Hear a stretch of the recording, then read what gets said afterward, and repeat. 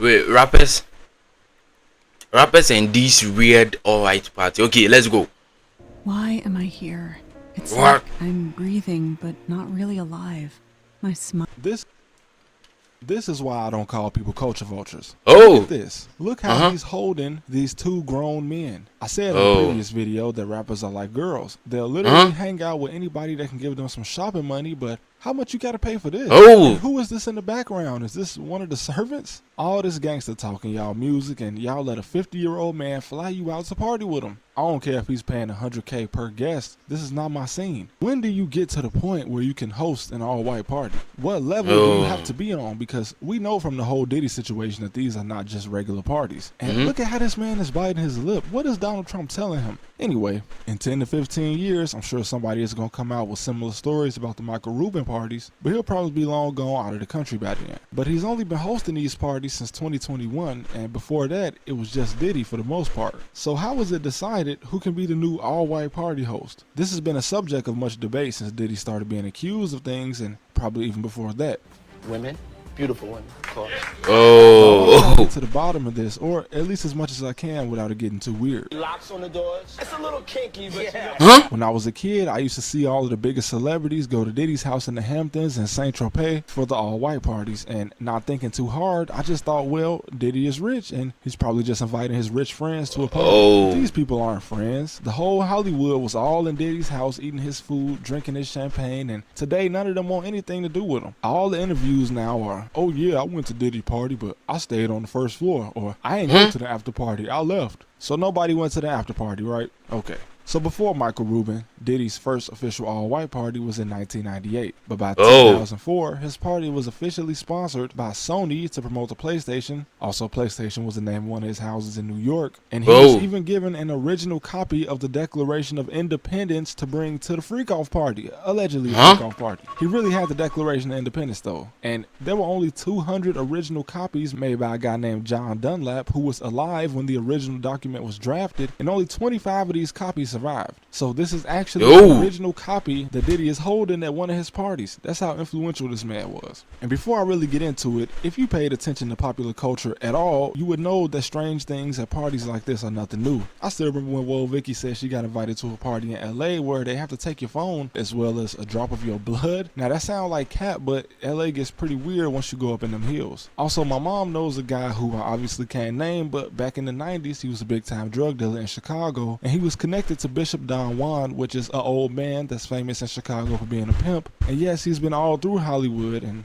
I wonder why celebrities would have a pimp around them. Anyway, they both got invited to a party at Snoop Dogg's house in LA sometime back in the mid to late 90s. He's from Chicago, and Chicago people tend to over-exaggerate things, but his exact words describing the house when he walked in were somewhere along the lines of drugs piled to the ceiling, as well as women, most likely escorts, in every room. And he says it was too much for even him, so he immediately left once he started looking into these rooms. And years later, Cat Williams would allege he saw similar things at mansion parties before everyone thought he was crazy. These big ass mansion parties, and the mansion party, the whole mansion is a party, and then it's a separate party in the little rooms, and you look around and look in the wrong room and shit. And again, we still hear strange stories today, like the high school girls that allegedly get invited to Drake's house. So anyway, Diddy's first party was in the Hamptons, East Hamptons to be specific, and if you don't know what the Hamptons are, it's a very affluent area where wealthy people live, at least part-time, since many of them have summer homes here. And for reference, this is what rent looks like in East Hampton. I literally laughed when I saw this because my brain could not come up with any other response to the ridiculous prices I was looking at. Now back to this first 1998 party, Paris Hilton, who was basically the first influencer to exist after the internet was created, was there, and she said everyone was there. So this seems to be the start of rappers and entertainers coming to the all-white parties, and all-white parties being associated with rappers. So what happened in 1998 to give Diddy the power and influence to get everyone at these parties? Well, for starters, you all know who earned Diddy's first big check in music, the notorious B.I.G., who had just died a little over a year before this party, but just 4 months after B.I.G. passed, Diddy immediately capitalized on the situation and dropped his first and still to this day his best-selling album. Now, of course, since it was dropped so fast, it's implied that he started work on the album while B.I.G. was still alive. But of course, this is where the rumors come in, like one in particular from Gene Deal, a former bodyguard for Diddy. Alleged he somehow had prior knowledge in some way of what would happen to Biggie if he went to LA, which is where he ended up dying. And while this is still considered just a conspiracy theory, one thing that is very strange to me is when his mom filed a wrongful death lawsuit against the city of Los Angeles, a key witness who was expected to testify took psychiatric medication right before the trial, which resulted in him suffering lapses in memory, which also resulted in him becoming an unreliable witness. And it all eventually ended in a mistrial, and the family filed 2 more times, but the second time they accused 2 LAPD officers of being complicit in some type of murder plot, but the judge ruled that the family had not complied with California law, and the third time it was just straight up dismissed. Anyway, Diddy went 7 times platinum, was nominated for 5 Grammys on the album, and he eventually won 1, so this pretty much cemented his spot at the top of the music industry, and wouldn't you know it, just months after winning this Grammy is when the first all-white party was held. So obviously, any rapper being around Diddy at this point and onward was seen as a move to elevate their career, something that Michael Rubin can also seemingly do, as obviously he can just put money behind anything. And I'll never forget when he made Meek Mill hop like a bunny, which is just a reminder that if you listen to these rappers, separate the music from the artist, because all this tough talk, but when a billionaire tell you to hop like a bunny, you hop, and when he touch you inappropriately, you just pose for the picture like every other influencer. And it's not just the rappers. I saw a video of this man Diddy sitting back watching the A-list actor have a wrestling match in front of him, like some type of performance, while workers are just walking around picking up the trash. He was like an emperor in a coliseum, and this is not regular grown man activity. This is grown men that get flew out for weekend party activity. There has to be something that you won't do for money, right?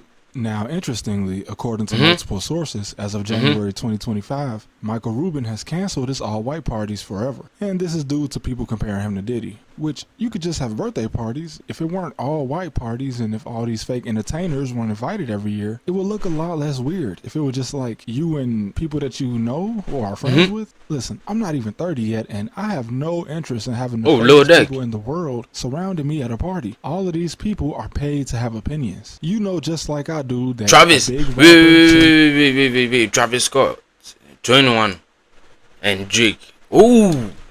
Or influencer will only have a stance on something if they get paid. For instance, Nelly and Snoop Dogg both performed at Donald Trump's inauguration party. Yet the last time he was elected back in 2016, they both publicly took a stance against him. But it's all fake. When these people talk, it's because they just got a deposit in their bank account. Whatever their real opinions are, you'll probably never hear it because they're celebrities. They don't get paid to think, they get paid to entertain and make statements. This is like when Diddy did the Rock the Vote or Vote or Die movement. Like, bro, do you really think Sean P. Diddy Combs cares about who gets elected president? And he just, of his own free will, got these t-shirts printed to make a statement. We all passed the first grade. Why a 50-year-old businessman would want all these people around him, I'll never understand. If I had Michael Rubin's money, I would go to the ATM every day, withdraw $5,000, and put it together in a rubber band just to slap every day, withdraw.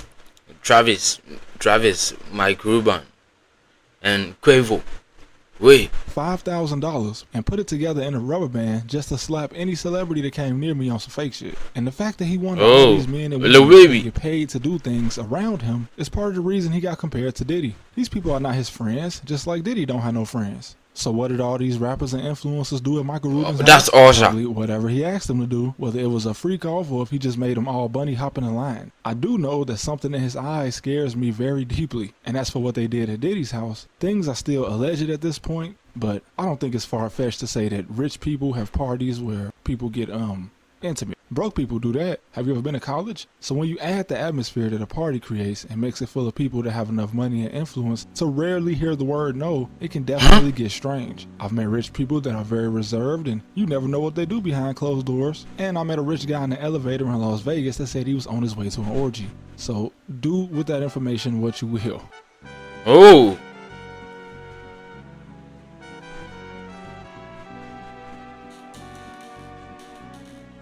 Oh, wait.